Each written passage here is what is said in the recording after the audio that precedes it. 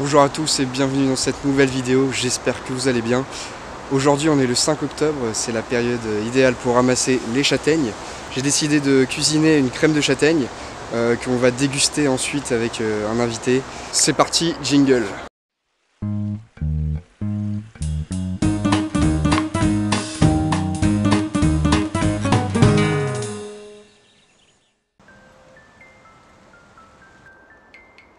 C'est le début de l'automne et c'est la période où on peut trouver beaucoup de châtaignes par terre, sur le sol, comme vous pouvez le voir juste là. Ces châtaignes sont enfermées dans ce qu'on appelle des bogues. Voilà, donc là, les bogues du châtaignier ressemblent à des petits hérissons pour protéger les fruits. Et une fois que les fruits sont mûrs, la bogue va se craqueler et va libérer les fruits sur le sol, qui vont ensuite être soit mangés par des animaux, soit disséminés. Et ça va recréer de nouveaux châtaigniers qui vont pousser l'année suivante. Donc là on a les trois stades différents. Donc là on a une bogue assez jeune qui vient de tomber, donc de couleur verte. Voilà, ensuite les fruits vont mûrir et la bogue va changer de couleur. Là elle est beaucoup plus marron, rougeâtre, et elle est moins piquante d'ailleurs. Et ensuite, pour finir, les fruits vont se libérer de la bogue. Et voilà, donc ça donne ça. Et la châtaigne, ça ressemble à ça. Voilà. Là c'est une petite châtaigne, mais elles peuvent être plus grosses. Alors bien sûr, je vous conseille de prendre des gants parce que ça pique pas mal. Moi évidemment j'en ai pas pris, je les ai oubliés, mais c'est pas grave, j'ai une autre technique. Je vais ouvrir les bogues avec les pieds. J'ai pris des petits sacs pour récupérer les châtaignes et let's go, c'est parti, je vais commencer à les ramasser.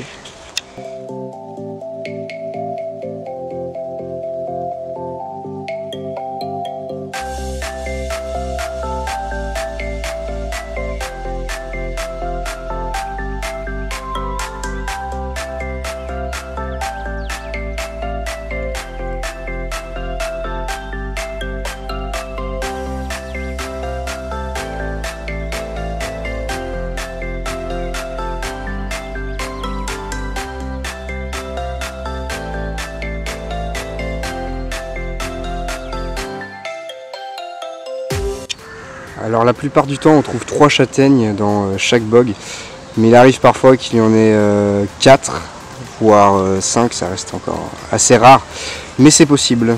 Le châtaignier est un arbre qui fait partie de la famille des Fagacées. Cette espèce a été introduite par les Romains dans le nord des Alpes, et ensuite au 19e siècle l'homme l'a beaucoup planté, ce qui formait des grandes châtaigneraies. Et donc l'homme plantait cet arbre pour récupérer ses fruits, donc ses châtaignes, mais aussi pour son bois, car son bois supporte très bien l'humidité, et donc on s'en servait pour fabriquer des tonneaux, des étables, mais aussi des bateaux. Donc on reconnaît facilement la feuille de châtaignier, parce qu'elle est déjà très très grande, très imposante, et ensuite elle est de forme ovale, comme vous pouvez le voir. Et puis très denté sur les bords, voilà, ça forme des petites dents comme ça, et donc on ne peut pas se tromper, le châtaignier est assez reconnaissable par ses feuilles. Et comme je l'ai dit tout à l'heure, les châtaignes sont enfermées dans une bogue, voilà, donc très reconnaissable également. À ne pas confondre avec le marronnier. Le marronnier a une bogue avec beaucoup moins de piquant que celle du châtaignier, et ses feuilles sont aussi ressemblantes, mais elles sont palmées.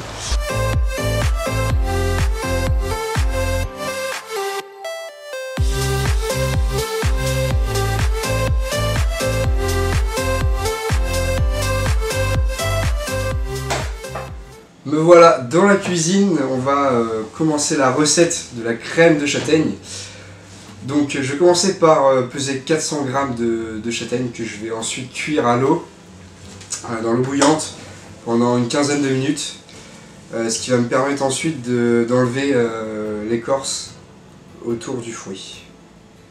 Voilà, les châtaignes ont été cuites pendant 10 minutes dans l'eau bouillante. Maintenant je vais pouvoir les éplucher, donc une par une. Ensuite on va les recuire Et après on pourra passer à la crème de châtaigne.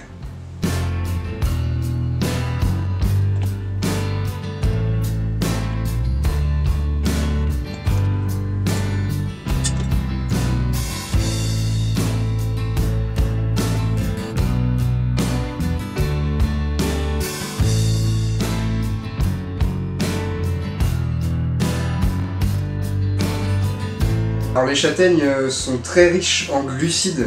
Il y a aussi un tout petit peu de lipides. Mais voilà. Donc là je suis en train de les éplucher. Ça forme une poudre. J'aurais peut-être dû les éplucher avant et les faire cuire après. Mais bon, c'est pas grave. Ça marche quand même comme ça. Donc faut pas oublier de faire un tri aussi parce que des fois il y a des insectes dedans. Enfin surtout des petits vers. Donc faut faire gaffe. Maintenant je vais préparer le sirop avec le sucre et le sucre vanillé. C'est parti.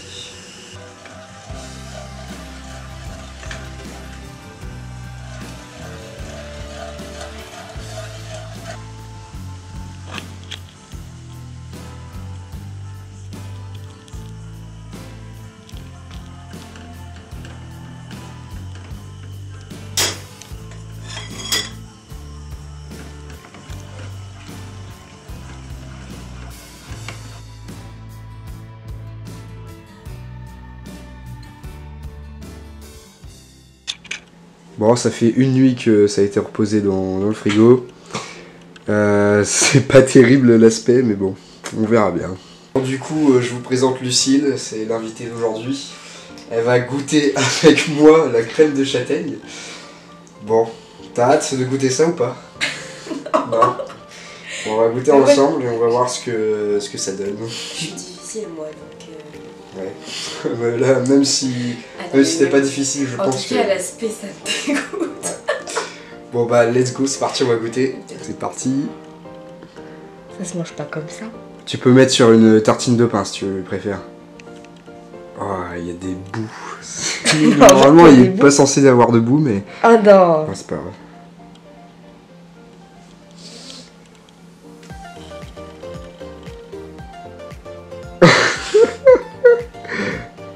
Non, pas bon. Si, j'aime bien. Ah. C'est bon la crème de châtaigne alors? Ah ouais. On a mangé tout le pot là. C'est méga bon. Mais goûte toi. Ouais, vas-y, je vais goûter.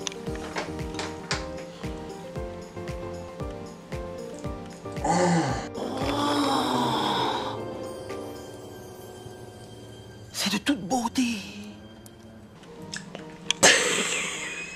C'est incroyable. C'est sucré, mais on sent bien la châtaigne. J'avais peur qu'on sente pas beaucoup la châtaigne, mais en fin de compte, si. Mais on sent pas mal, c'est super bon. J'ai peut-être mis un peu trop de sucre. un peu trop sucré, mais... J'avoue, c'est un peu sucré, hein.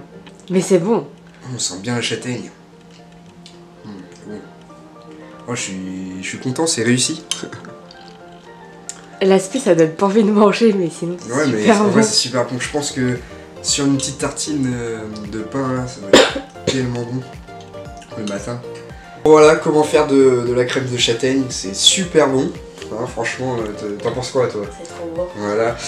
Donc, si vous avez aimé la vidéo, n'hésitez pas à mettre des likes, à la partager aussi, et abonnez-vous. Ça fait toujours plaisir. Et on vous dit à très bientôt pour une prochaine dégustation, si vous avez aimé. Abonnez-vous à Jipa Wild. Voilà. Allez, salut. N'hésitez pas à aller voir mon compte Jipa Wild sur Instagram. Dessus, je poste pas mal de photos animalières et aussi des quiz en story. Voilà, donc je pense que ça peut vous intéresser. Je vous dis à très bientôt. Portez-vous bien.